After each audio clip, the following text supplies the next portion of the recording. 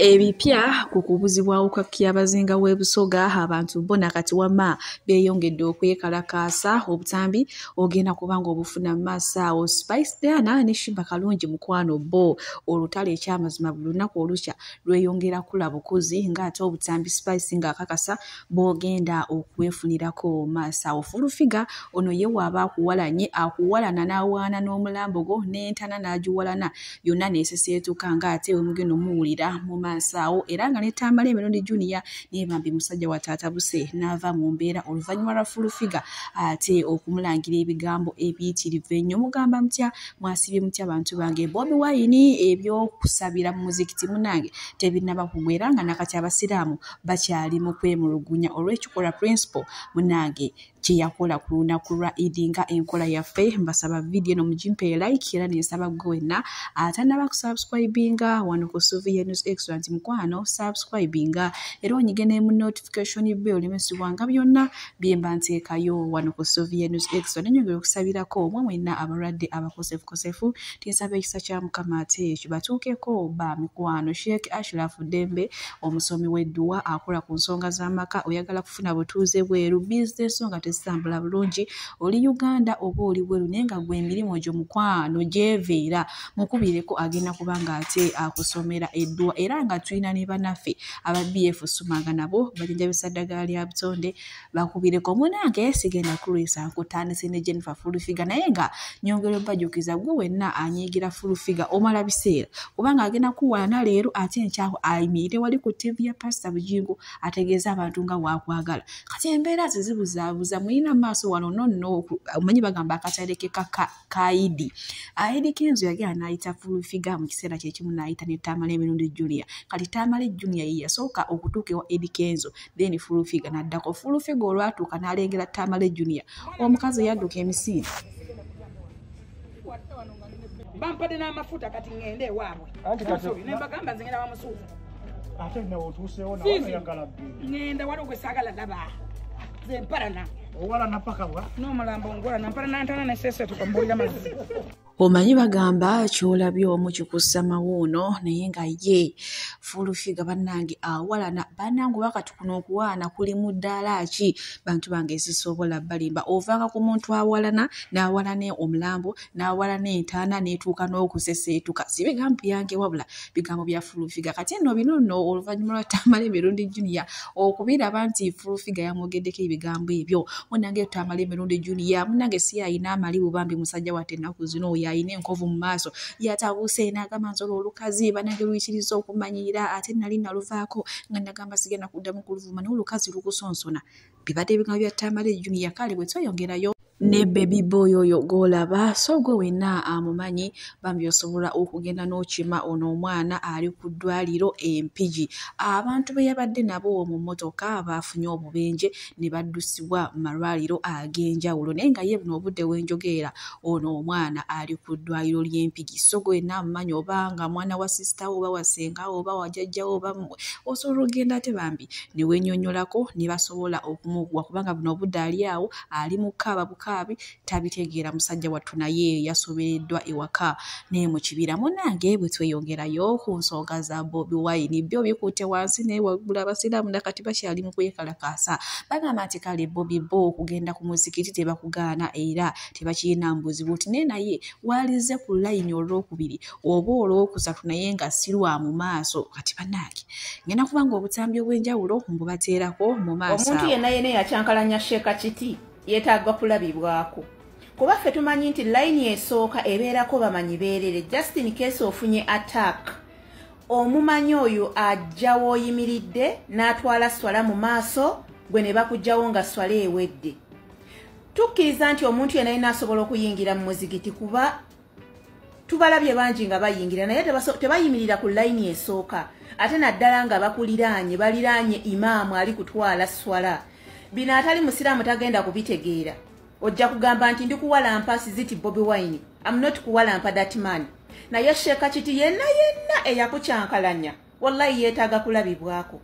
Abaana baffe bagenda tukuba embooko nga bali tukuba embooko ku ssente ezaffe ze tubasomesezza layini esooka ebeerako bamanyi beerere just in case ofunye attack bayimirira waawo ne bajja ne bakujjawo nga bamaze okusaala swala negenda mu maaso wallahi adhimu.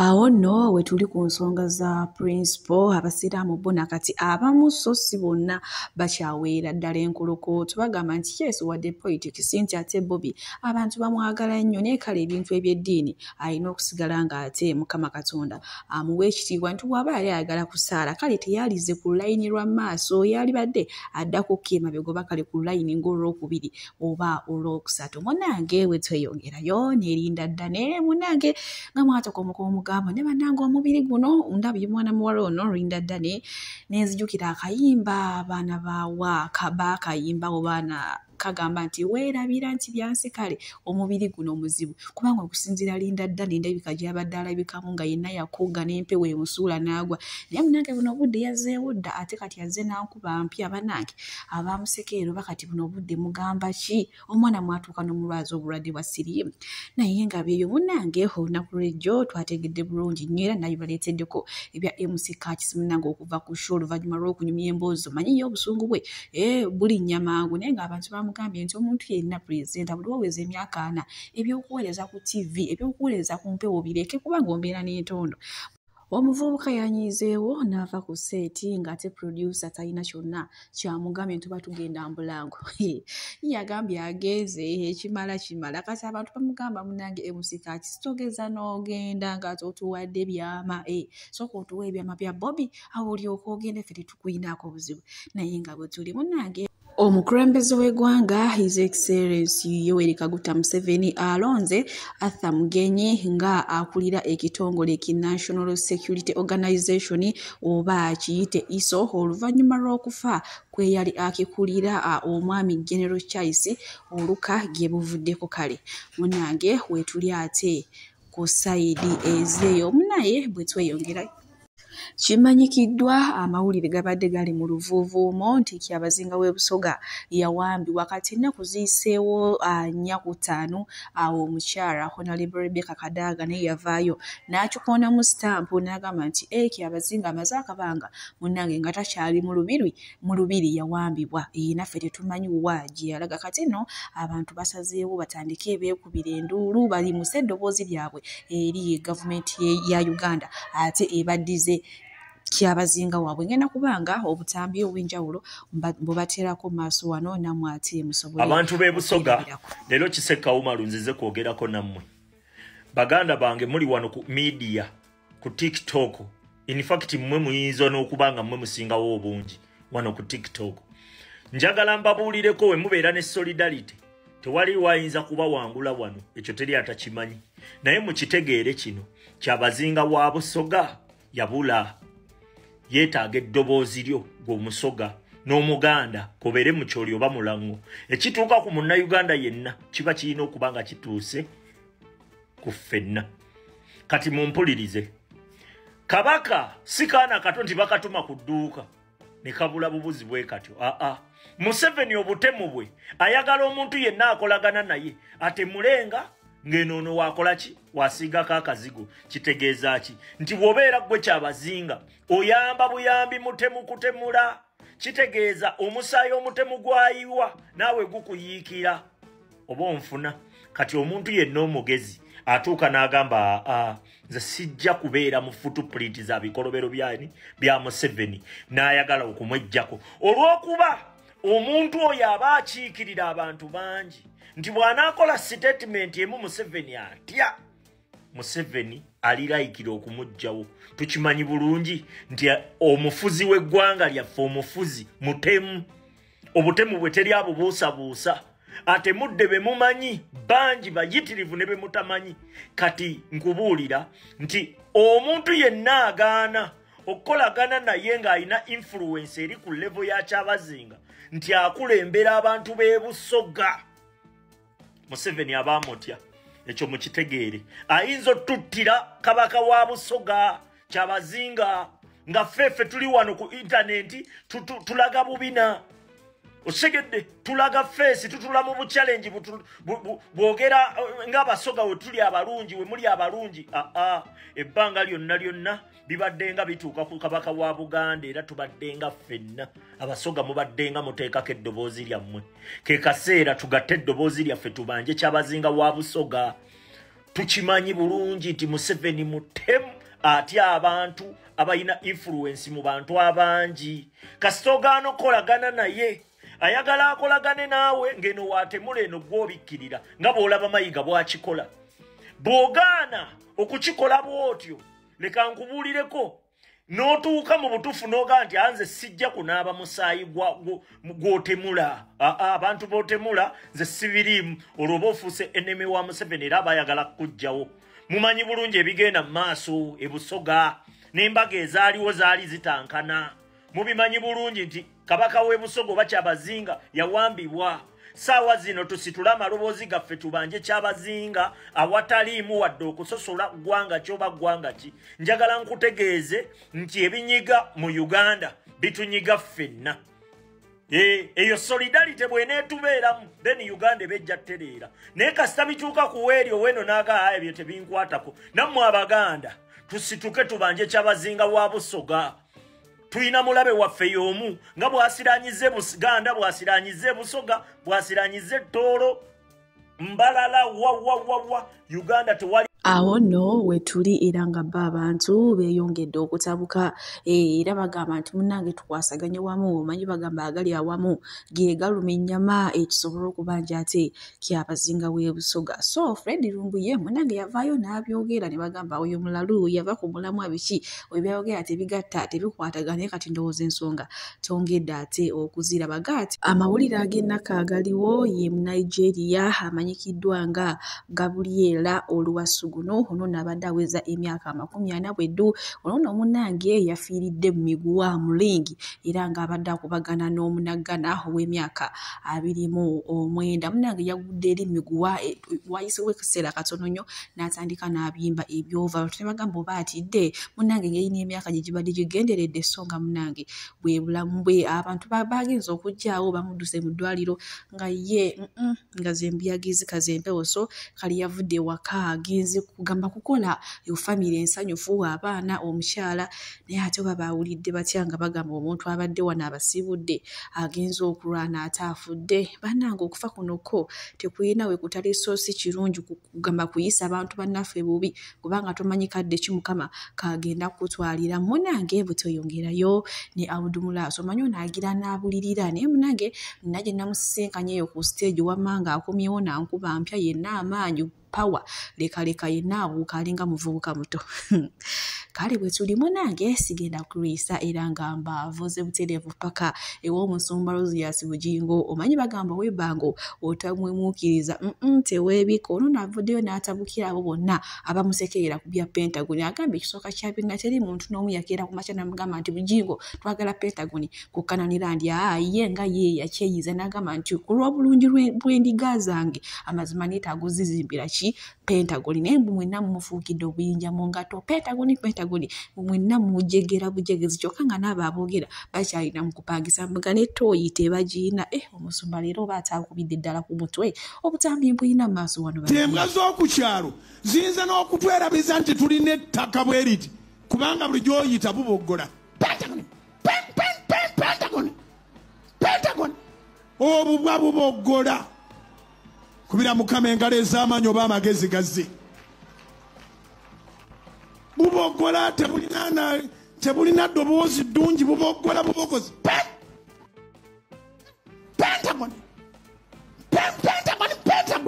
n'okabuuza naye kabwa ggwe Pentagon ogitegeera mpa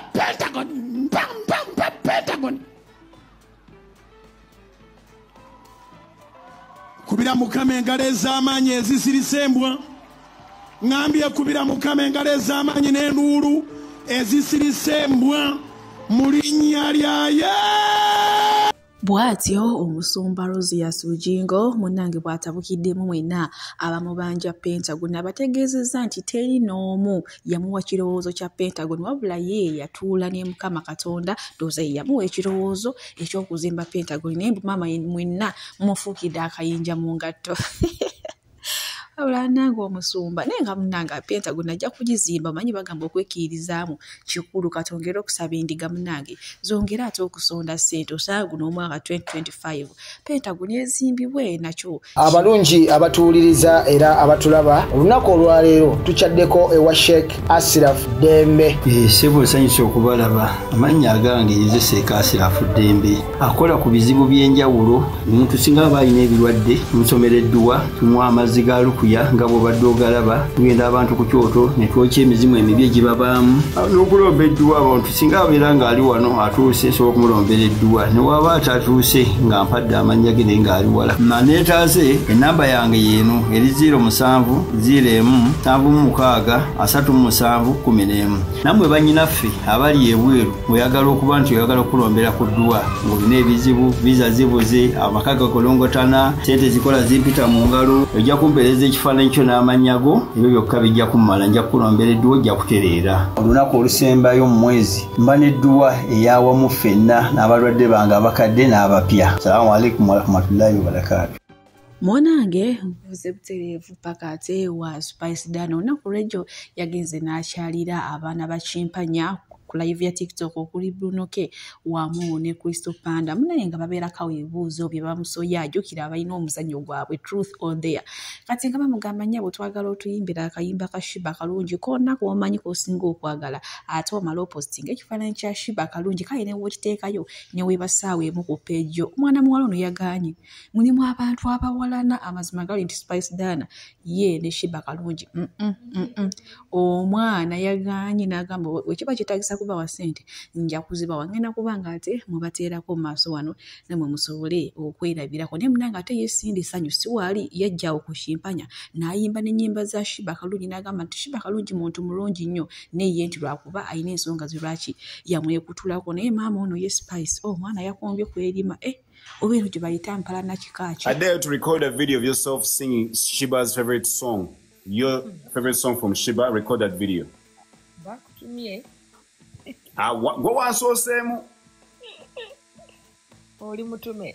Record that. Tewali yantu. Nagambye omusajja wamusaasidde. Kakwoche. Tewali yantu. Ebyo byantegekedde.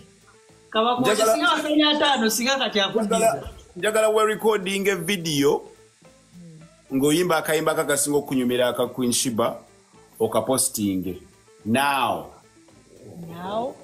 Yes, now nozitoka nenzinonya nempuliriza nedda oyina koyina mu mbwongo pale ne bwe ziba layini 3 ziyimbe mwawo esimu oyireyo kubiri ogambe and then okatekeyo oba okateeka ku TikTok oba okateeka ku Instagram now. Facebook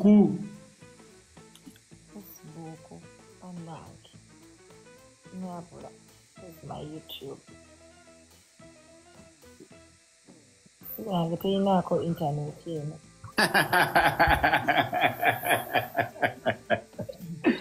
Gwe wansoosemu Nepanda naawe gendeza mu bintu bannaye. Gwe wansooseemu naye sijja kuyitayo n'otankuula. Omanya nange ebibuuzo nga bingi byosobola okumbuuza. Naye wabadde olina ebibuuzo bingi n'ompeteramu. Oh my God. Wabadde olina ebibuuzo bingi n'ompeteramu ne ŋŋamba tuyiteeyo kale. Akayimbako akake akasinga okukunyumira.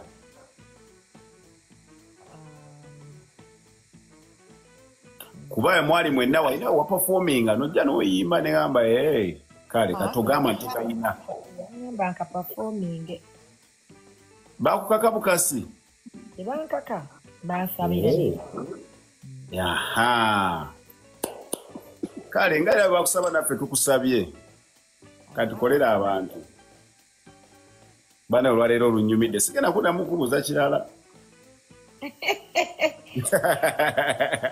Musasule 1 million. In fact, Spice oluvaako terina live beina nakugwa kubanga kati Spice olumala oyongera kadi tewali. Oyo nabwonoonye. Abantu abala mujja kudda ku Lwokuna kati tuba tugenze muri ses kubanga aba comment nga bayogera bidala. Bavekaawo. Bayogera tubafaako batulaba batuwachinga. Nze kuwadde ddeya lwaki ogenda ku bantu abalala? Nze nkugambye record yourself singing a song and post it. Oba postinga ku TikTok oba postinga ku Instagram oba Facebook gweronda weeyagala. Ne bwe ziba layini 5. Mu bigambo. Bwamanyi oba oyogera bwogezi. Kasita nkugambye ezobinyumira. Kale nyimbirayo seconds ne bwe ziba 2. Dawa X. Oyogera bwogezi. Nyirira. Bwe si yapanye nti nyiri ate nga sina makeup. Ikunacho. kati olwotekako makeup. Mbabire. Mbasi nyuma nnyo by the way nyuma nnyo bwe. Tokoyimba akayimba. Nze nkubuulire kye mbadde njagala okukugamba. Nakkiriza ddamba w'essente naye munesi.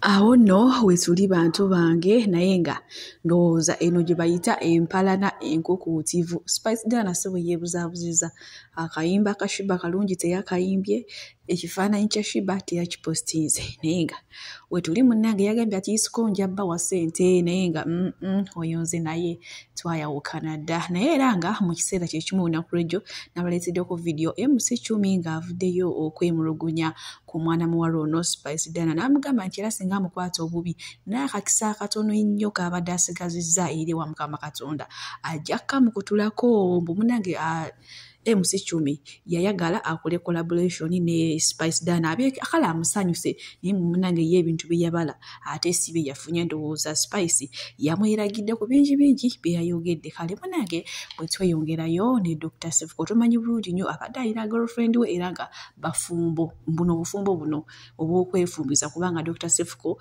enjogera gy'ayogeramu agamba nti omuwala ye yeetwala ewa Dr. Sefuko. So munnange abaana ab'obuwala tubeere beegendereza nnyo. Obadde yawukanye n'omusajja ne wayitawo akaseera omusajja muleke waba akwagala akwenoonyeze naye Dr. Sefuko agamba nti omuwala wayitawo akabanga ye n'atandika ne yeenoonyeza omulenzi kati buno budde amugobaganya amaze omukozesa tambula ogende nakunoonyako gye wali ggwe nakunoonyako weerabidde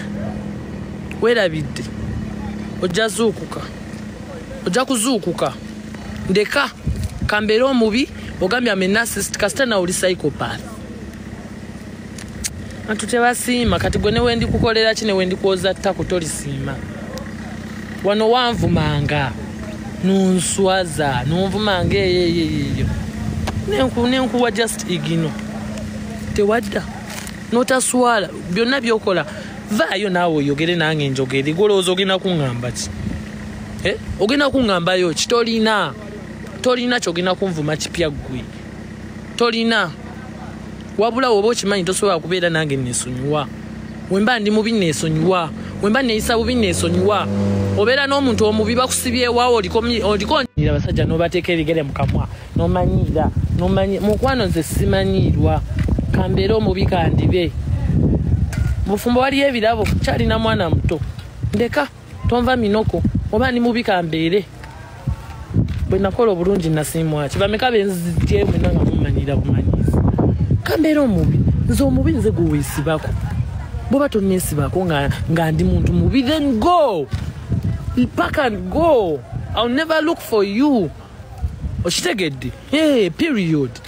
Tubeere n'empisa ku lumu nate sagala twevuma ebingi kubeera oba okyagala era kisoboka ddiya ate ogenda kunkolawo ki kisoboka tomanyiira naawe sirina mpisa kati baako kyokola mwekozaakoza abansemberedde abaali babaddeko okumpi nange bamanyi obyo byempisemu ku lwoyo omwana bamanyi bye mmukolera kati gwe